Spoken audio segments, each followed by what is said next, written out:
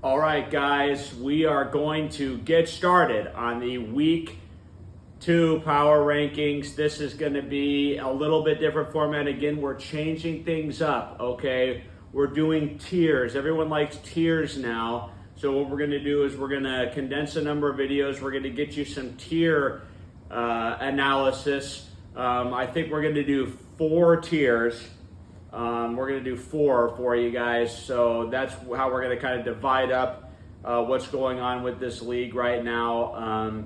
And as we get started, of course, we always start at the bottom, and the bottom tier of teams, we've got 3 teams right now that I'm going to be putting in what I like to call the Goodnight Irene tier. This is a tier of teams that basically have no shot, in my opinion, to this point.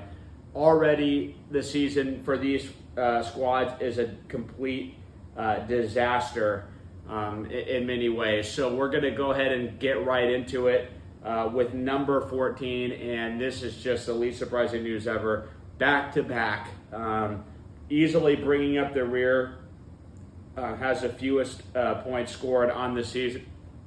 Totally had a chance last week, let AJ off the hook with multiple mistakes in the lineup that cost him. Jackson Smith-Njigba, a guy that has been your sweetheart for the last couple of drafts. You turned your back on him and you got burned. Now with this team, Rashid Shaheed against the Philly pass defense next week, that could be a breakout candidate. You're playing Pablo, so this is a critical matchup where somebody between Pablo and JoJo will win. There will be a winner in that game.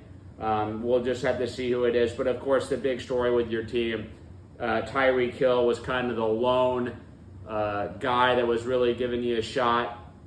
His upside is extremely limited right now for you. So that was kind of the one bright spot, and it's been snuffed out. JoJo, we're right back where we started with your team, and it's not looking good at all for you. Moving on, this is a shocker. This is a team that I wasn't super excited about, but I thought this team looked like it could potentially sneak up, but it just gone completely the other way, and that's the Oklahoma City Mariners. Jake Smith. Woo! We got a bad smell coming from this team. It started week 1 with Jake Smith's team. The injury to Jordan Love, you're looking for that potential upside, massive touchdown type, big play quarterback. And unfortunately for you, he goes down injured late in that game, and it's just gone all downhill since then. You've also lost Kenneth Walker, who you invested a ton in. Jamar Chase, so many questions. Now, Jamar Chase, I think, is going to be fine this week against the Commanders' defense, but you're just starting to wonder whether Jamar Chase is going to be able to deliver that top 5 fantasy season that you desperately needed for him to have. And Terry McLaurin in a Washington Commanders passing game that's just going to be slowly developing with Jaden Daniels. Overall, it's getting problematic with your team. Your running backs right now, your RB2 and flex just look super weak. Jake, it just doesn't look like it's going to happen for you this year. I already think that you almost have no shot with the news that Walker will probably be out multiple weeks. I don't like it at all. So, Jake, that's where we've got you at number 13. And to round out this tier, I only think there's 3 teams that are legitimately just completely out of the question right now. And number 3, no surprise, we've got Pablo standing on business. This is going to be a phrase that is going to be immortalized forever, given that your team just doesn't look like it's showing a lot of life right now. And the weakness I identified in your team, it's been borne out as the season's gone on. Michael Pittman Jr., just how is this guy going to function when Anthony Richardson is not completing basic passes?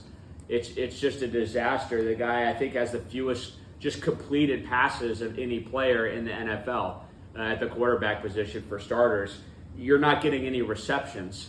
So it's just terrible. George Pickens is a guy, that you love the talent, but the passing offense is just really bleak there for the Pittsburgh Steelers. And then Calvin Ridley, a guy that you can chuck it up to. He's gotten a couple big plays, but I just don't know if the volume is going to be consistently there. there might be a quarterback change pretty soon in Tennessee with these Will Levis.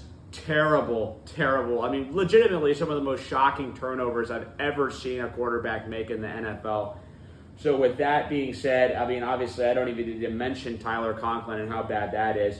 There's just never, to me, going to be enough upside with your team. You're always going to have a couple duds in your lineup, and it's just really limiting the potential with you. It looks like you're slight favorites in the toilet bowl with JoJo this week.